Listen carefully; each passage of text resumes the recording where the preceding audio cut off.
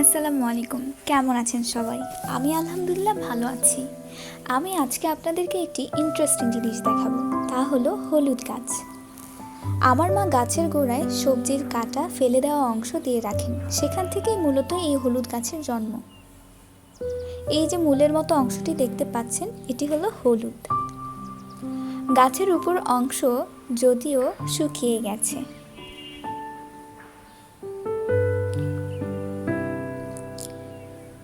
এই গাছের ওপরে গোলাপ ফুলের গাছ। এখন যদিও গাছে তেমন কোনো গোলাপ ফুল নেই, কিন্তু কয়েক সপ্তাহ আগেও গাছটি গোলাপ ফুল দিয়ে একদম ভর্তি ছিল।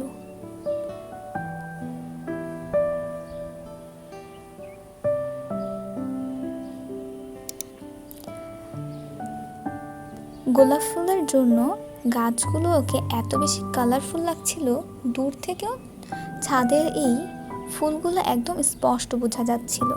পাতার থেকেও ফুলের পরিমাণ বেশি মনে হচ্ছিল। ফুল গাছ ছাড়াও আমাদের ছাদে অনেক ধরনের গাছ আছে।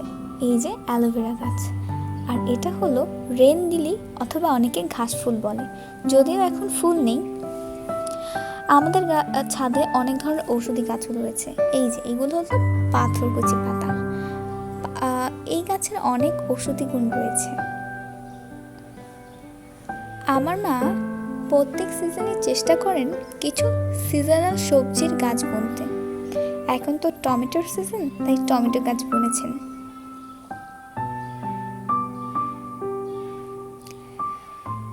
আমাদের সাথে একটি স্পেশাল গোলাপ ফুল রয়েছে।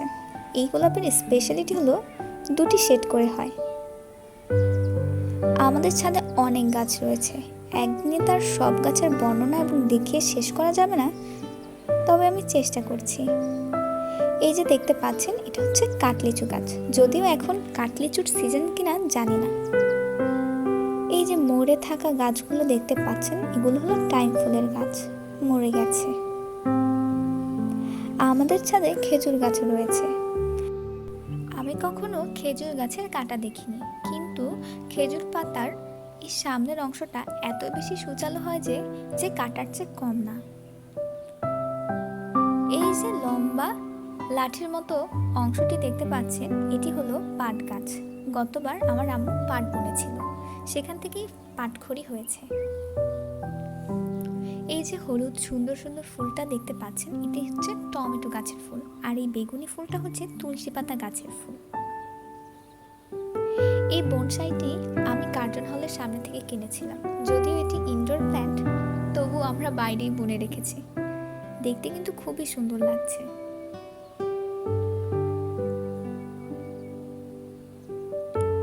এই যে পেঁয়াজ পাতা, এগুলো আমি এবার বুনেছি। আমি তো এই ছোট্ট ইয়াতে পেঁয়াজ পাতাই বুনেছিলাম, কিন্তু নিজে থেকেই একটা মরিচ গাছও হয়েছে। এই যে ছোট ছোট চারাগুলো দেখতে পাচ্ছেন, এগুলো হলো ডাঁটা শাকের চারা। এগুলো এখন বড় হয়ে গেছে, এগুলোকে এখন অন্য টবে ট্রান্সফার করা হবে।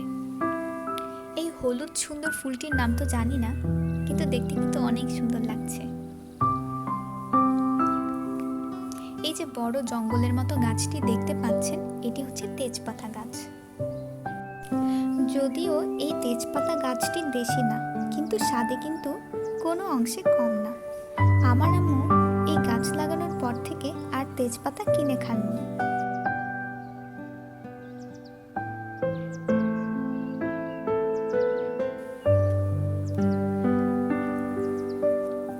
এখন তেজপাতা হওয়ার সিজন না, তাই নতুন কোনো পাতা নেই।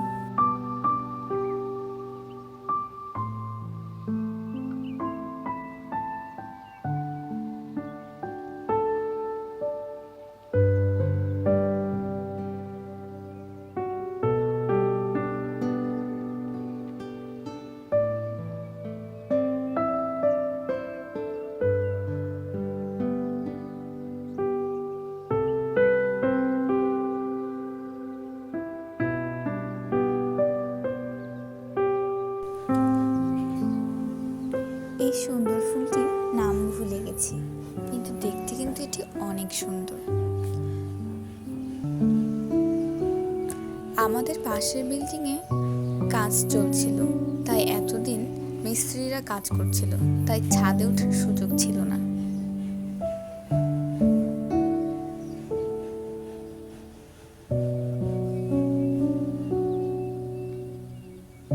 এই যে মরে যাওয়া গাছটি, এটি হচ্ছে বাগান বিলাস ফুলের গাছ।